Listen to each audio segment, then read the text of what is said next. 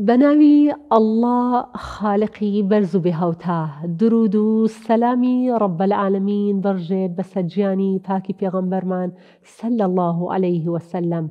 مسلمانانی خانەدان و بەرز و بەڕێز، سڵاو و ڕەحمەت و بەرەکاتی الله تعالاتان لێبێت. زۆر خۆشحاڵم هەمدیسان بوومەوە میوانی ماڵەکانتان، ماڵی دڵتان ئاوەدان بە یادی الله پڕ لە خێر و خۆشی و بەرەکەت. لەو بەشە باس لە گرنگترین ڕێگا دەکەین، ڕێگای قورئان و سونەت. ڕێگای قورئان و سونەت کە هەموو ڕێگاکان هەڵقوڵاوی ئەو ڕێگایان، وەکو گرنگترین ڕێگا کە پێویستە هەر تاکێکی موسڵمان بەردەوام ئاشنا بێت بەو ڕێگایە و بەردەوام لەو ڕێگایە ژیانی خۆی شایستە و تێر و تەسەر بکە. و هەر کەسێکیش کە موسڵمان نێت هەر بۆ دوو ڕێگایە دەتوانێت بێتە ناو ئیسلامەوە، چ لە ڕێگای موسڵمانانەوە چ لە ڕێگای مەنهەجەکەیانەوە، کە موسڵمانان پابەند بەو مەنهەجە بن، هەر ڕووناکی وەردەگرن و هەر ڕووناکی دەدەنەوە. بەڕێزان، بابزین الله سبحانه وتعالى چۆن باسی قورئانی پیرۆز دەکات. الله سبحانه وتعالى دەفەرمێت: ذلك الكتاب لا ريب فيه هدى للمتقين. ئەو کتێبە بەرز و پیرۆزە هیچ شک و گومانێکی تێدا نییە، هیچ هەڵەیەک و کەم و کورتی تێدا نییە، هیدایەت و ڕێنماییە بۆ پارێزکاران، بۆ کەسانی کە تەقوای خۆیان هەیە و خۆپارێزن. بەڕێزان، هودا، علم و عەمەل، زانست و کارپێکردن بەیەکەوە لە خۆ دەگرێت. بابزین پێغەمبەرمان صلی الله علیه وسلم لەبارەی قورئانەوە چی دەفەرمێت؟ بەڕێزان، قورئان نامەی بەرز و بێهاوتایە، قورئان کەلامی الله سبحانه وتعالایە. پێغەمبەرمان دەفەرمێت درود و سەلامی خوای لەسەر بێت: قورئان بانگشتی خودایە، قبوڵی کەن. قورئان حەبل المەتینی رب العالمینە، دەستی پێوە بگرن. قورئان شیفایە بۆ ئەو کەسانەی کە شوێنی دەکەون و دەستی پێوە دەگرن. قورئان ڕێنمایە و ڕێنیشاندەرە بۆ ئەو کەسانەی کە جێبەجێی دەکەن و بەدەم ڕێنمایەکانیەوە دەڕۆن. قورئان چرایەکی ڕوون و ئاشکرایە. قورئان نور و ڕۆشنایەکی دیار و ئاشکرایە. قورئان لە ڕاستی لا نادات تا بێزار بیت. قورئان هیچ هەڵەیەکی تێدا نێت تا پێویستی بە ڕاستکردنەوە و پێداچوونەوە هەبێت. سەرسوورمانەکانی قورئان و بابەتە سەرسوورهێنەرەکانی قورئان هیچ کات تەواو نابێت. هەرچەندە قورئان بخوێنیتەوە هیچ ماندوو نابیت و کۆن نابێت و بێزار نابیت. بۆیە زۆر گرینگە بەدەم قورئانەوە بینەوە. بەڕێزان، ژیانی پێغەمبەرمان صلی الله علیه وسلم بابەتێکی زۆر گرینگ و ناوازەی دیکەیە کە وەکو مامۆستای مرۆڤایەتی، وەکو ئەو کەسەی کە قورئانی گەیاندۆ بە ئێمە، وەکو کۆتا پەیام کە قورئان بۆ سەر دڵی پێغەمبەرمان صلی الله علیه وسلم دابەزیوە، زۆر گرینگە هەر تاکێکی موسڵمان لێی ئاگادار بێت و بەردەوام ژیانی خۆی ئاوەدان کاتەوە بە نووری قورئان و بە لێزانین لە ژیانی پێغەمبەرمان صلی الله علیه وسلم. بەڕێزان، الله سبحانه وتعالى دەفەرمێ: يا أيها الذين آمنوا استجيبوا لله وللرسول إذا دعاكم لما يحييكم.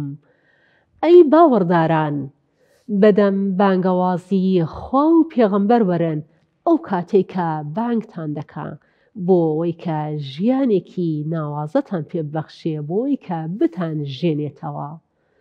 الله سبحانه وتعالى لە شوێنێکی دیکەدا دەفەرمێت لە قورئانی پیرۆز: من عمل صالحا من ذكر أو أنثى وهو مؤمن فلنحيينه حياة طيبة. هەر کەسێک کار و کردەوەی چاک بکات لە پیا و لە ئافرەت و باوەڕدار بێت، جا ژیانێکی خامێنی پێدەبەخشین، بە ژیانێکی خاوێن دەیژێنینەوە. بەڕێزان، کۆدی حەیاتەن طەیبە، ژیانێکی خاوێن بە شێوەی نەکێرا، یعنی بەردەوام، یعنی ژیانێکی نەبڕاوەی خاوێن. سەرنجی بفەرمووین چی لە خۆوە دەگرێ ئەو کۆدە جوانە؟ بگەڕێنەوە سەر قورئان.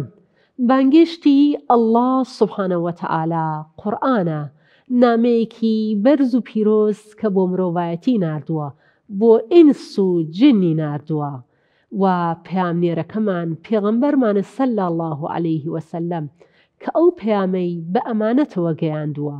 کەواتە قورئان چەند بابەتی زۆر سەرەکی تێدا هەیە کە لێرەکانی ئاماژە بە چەند خاڵێک دەکەین. یەک هیدایەتە، ڕێنمایە، شیفایە. کەواتە کاتێک باسی هیدایەت دەکات، دوو کۆدی سەرەکی، خاڵی سەرەکی، زانست و کارپێکردن بەیەکەوە کۆ دەکاتەوە. کاتێک باسی شیفا دەکەین، قورئان شیفایە، شیفایە بۆ دڵ و دەروونەکان، شیفایە بۆ ژیانی مادی و معنەویمان، شیفایە بۆ ژیانی تاکەکەسی و ژیانی کۆمەڵایەتیمان. قورئان شیفایە لە نەخۆشیەکانی ڕۆحی و جەستەیی بمان پارێزێت.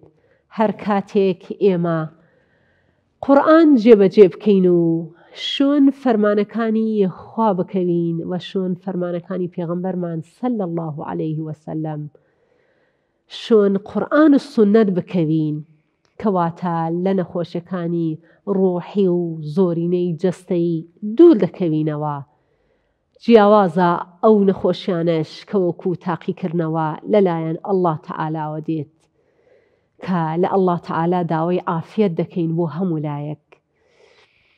کەواتە قورئان و سونەت ئێمە ئاگادار دەکاتەوە لە وەی کە شۆن هەوای نەفز نەکەوین، شۆن مەعاسی و شەهەواتەکان نەکەوین، و بەو جۆرە شیفایە و هەموو نەخۆشیەکان لە شۆنکەوتنی نەفس و تاوانەکانەوە دەستەبەر دەبێت. قورئان مۆعیزەیە، ئامۆژگاریە، ئەو دڵانە هۆشیار دەکاتەوە کە بەردەوام ژیر ببنەوە دڵەکان بە غەفڵەت، بە شۆنکەوتنەی نەفس و هەوا و ئارەزوو تووشی غەفڵەت نەبن و نەکەونەوە هەڵێ. هەروەها ڕێنماییمان دەکات بۆ هەموو خێر و چاکەیەک. كنتم خير أمة أخرجت للناس تأمرون بالمعروف وتنهون عن المنكر وتؤمنون بالله. هەمووی ئەوانە بە ڕووناکی قورئان و سونەت دەکرێت، هەمووی ئەوانە بە تێگەیشتن لە قورئان و سونەتەوە دەکرێت، بە ناسینی پێغەمبەرمان سەلی الله عەلەیه وسەلەم کە ئەو وەکو مامۆستایی مرۆڤایەتی قورئانی بە زانستەوە وەریگرتووە و جێبەجێی کردووە. خاڵ بە خاڵی قورئان لە ژیانی پێغەمبەرمان سەلی الله عەلەیه وسەلەم جێبەجێ کراوە و بۆیە لە هەموو ڕوویەکەوە و لە هەموو کات و سەردەمێکیشدا قورئان و سونەت پێشەنگن. پێغەمبەرمان وەکو جێبەجێکاری شایستە و ناوازە و تۆکمە، وەکو کەسایەتێکی کامل و گونجاو و پێشەنگ و سەرکردەیەکی بەردەوام ڕێنما، بەردەوام شایستە و بەردەوام ڕێنوێن زۆر گرینگە کە ئێمە وەکو ئیمامێک، وەکو پێشەوایەک بەردەوام شۆن کەوتەی بین تا هەردەم ژیانمان ناوازە بێت. خۆ ئەڵڵا سوبحانەهو وەتەعالا لە جوابی ئەو کەسانەی کە باز دەکەن و ئیدعا دەکەن و دەڵێن ئێمە خودامان خۆش دەوێت، خودامان قبوڵە، بەڵام ئێمە پێغەمبەر ناناسین، ئێمە ئیسلام ناناسین، ئێمە خودامان قبوڵە و بەس. ئەڵڵا سوبحانەهو وتەعالا جوابیان دەداتەوە و دەفەرمێ ئەو کەسانەی کە بڵێ، ئەو کەسانەی کە دەڵێن ئێمە خۆمان خۆش دەوێت، پیان بڵا شۆن کەوتەی من بن یا رسول الله سەلی الله عەلەیه وسەلەم. ئەگەر ئەوانە شۆن کەوتەی تۆ بن، خوداش ئەوانی خۆش دەوێت و لە گوناهەکانیان خۆش دەبێت و لە ئاەتی دواتردا الله سبحانه وتعالى دووپاتی دەکاتەوە کە بڵێ شۆنکەوتەی خوددا و پێغەمبەر بن و ئەگەر ئەوانە پشتیان هەڵکرد کەواتە الله سبحانه وتعالى بێ باوەڕانی خۆش ناوێ کەواتە پەسەندبوونی باوەڕ قبولبوونی باوەڕ کاتێک وەردەگیرێت کە الله سبحانه وتعالى وەکو تاکە خوددا وەکو رب العالمین بە هەموو جۆرەکانی تۆحیدەوە قبول بکرێت و پێغەمبەرمان صلی الله عليه وسلم وەکو نێردراوی ئەو وەکو کۆتا پێغەمبەر وەکو عەبدی ئەو وەکو ڕەسوولی ئەو قبول بکرێت و شۆن پێی هەڵگرین و شۆن فەرمان و شۆن سونەتەکانی پێغەمبەر کەوین صلی الله عليه وسلم. بەڕێزان با چاوێک لە ژیانی کۆمەڵایەتی خۆمان بکەین لە دنیای باوەڕ و لە دنیای بێباوەڕانیشدا. زۆرینەی سیستەمەکان ئەگەر بە سیستەمەکەیان نەڕۆن ئینسانەکان قبوڵی ناکەن بە گلەیەکی زۆرەوە بەڵکو خۆیانی لێ دوور دەخەنەوە لە قوتابخانەکان و لە ئیدارەکان و لە زانکۆکان و لە موئەسسە و ڕێکخراوەکان و بەڵکو لە کارگا و کارخانەکانیشەوە لە جۆری هەڵسوکەوت لە جۆری بەپێی هەر ئیدارێک لە جۆری چوون و لە جۆری گەڕانەوە لە کاتی چوون و لە کاتی گەڕانەوە لە فەرمانەکان لە ئەرکەکان هەمووی ئەوانە بە پێی یاسا و ڕێسایەکی تایبەت ڕێکخراوە ئەگەر بە ئینساف بێت و بە عەداڵەت بێت ئەگەر دروست بێت و ئەگەر کەم و کوڕیشی تێدا بێت یان کەم و کوڕێکی کەمی تێدا بێت ئەگەر قبوڵیان بێت و قبوڵیان نەبێت کەواتە ژیانی ئەو جیهانە کەواتە ئەو جیهانە کە مەخلوقی الله رب العالمینە کەواتە ئینسان کە ئەشرەفی مەخلوقاتە کەواتە ئینسان کە خۆی جیهانێکە لە خۆیدا دەکرێت بێنەزم بێت دەکرێت بێبەرنامە بێت دەکرێت پرۆگرامێکی شایستە و ناوازەی بۆ دانەبەزی بێت کەوایە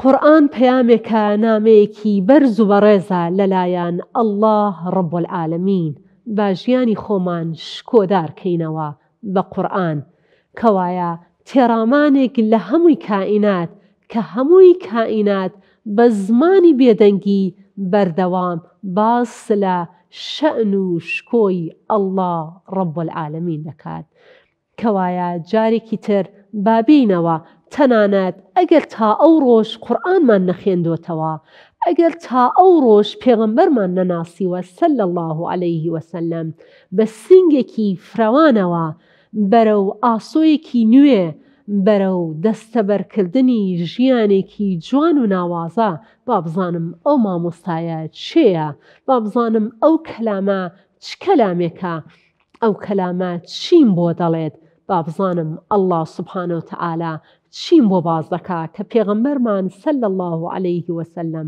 دەفەرمێ کاتێک دەتەوێ دەگەڵ خوا قسە بکەی نوێژ بکە و کاتێکیش دەتەوێ خوددا گفتوگۆت دەگەڵ بکە بڕۆ قورئان بخوێنەوە کەواتە ئێمە با قورئان بخوێنینەوە بە دڵێکی کراوە بە فکرێکی جوان بە هەستێک پڕ لە بەرپرسیارەتی کە من ئەو قورئانە بخوێنمەوە بزانم چی دەفەرمێت لێی تێبگەم و جێبەجێ بکەم و شوێن پێی مامۆستاکەم هەڵگرم لە الله تەعالا داواکارین کە بە نور و ڕەحمەتی بەرفراوانی خۆی دڵمان پڕ کات لە نور لە الله سبحانه وتعالا داوا دەکەین ژیانمان بە قورئان و بە سونەت بەردەوام درۆشاوە کات لە الله سبحانه وتعالا داواکارین بە تاک و بە کۆمەڵ بمان کاتە پێشەنگی کۆمەڵگاکان بمان کاتە پێشەنگی مرۆڤایەتی کە بەرنامەی قورئان و سونەت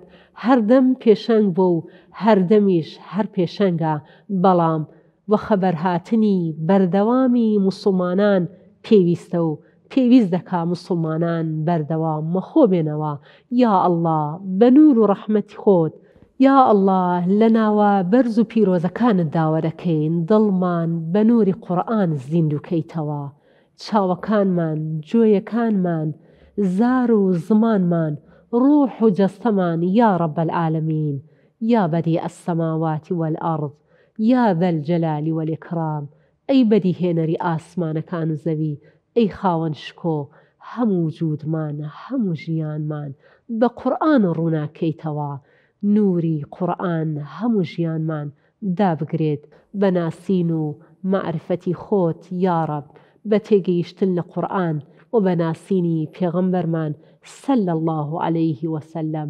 آمین آمین یا رب العالمین. والسلام عليكم ورحمة الله. خواتان لەگەڵ.